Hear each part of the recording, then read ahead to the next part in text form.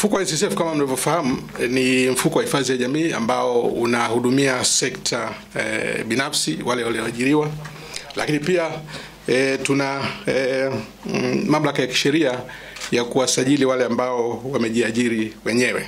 Wakati Mheshimiwa Daktari Samia Suluhu Hassan alipoingia madarakani, thamani ya mfuko ilikuwa trilioni 4.8 ile Machi 2021. Lakini mpaka kufikia Februari 28 mwaka huu 25, thamani ya mfuko imekuwa zaidi ya trilioni 9.2. Sasa hilo ni ongezeko la zaidi ya 92%. Kwa nini tumekuwa na ongezeko kubwa kiasi hiki katika miaka 4? Na ukizingatia kwamba NSSF imekuwepo muda mwingi tangu enzi hizo ikiitwa NPF tangu mwaka 64.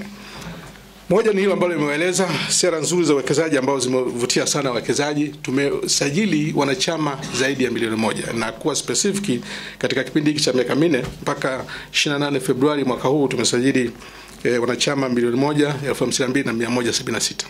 Na katika kuboresha huduma, ukiacha matumizi ya tehama ambayo yametusaidia moja kwa moja, lakini pia kuna swala zito hili la ulipaji wa mafao, shughuli yetu ya msingi. Kama unavyofahamu, NSSF na mifuko ya pensheni, jukumu lake la msingi kwa ukiacha mengine haya ambayo tunazungumzia, mwisho wa siku ni kulipa haya mafao. Tumeweza sana kisheria, tunatakiwa kulipa mstaafu siku 60 baada ya kuwa ametoka kazini. Lakini sisi wenyewe ndani, kwa kutoa kipaumbele katika jambo hili la huduma kwa mteja, kupitia ile Client Safe Charter tumeweka siku 30. Nimeangalia katika kumbukumbu zetu za mwaka huu wa fedha ambao ulianza Julai mwaka jana mpaka Februari mwaka huu 25. Tuna wastani wa siku 22 za kumlipa mteja pale ambapo anastaafu. Na kwa kweli lengo ni kwenda kwenye siku moja. Nataka mteja akistaafu leo basi kesho alipwe.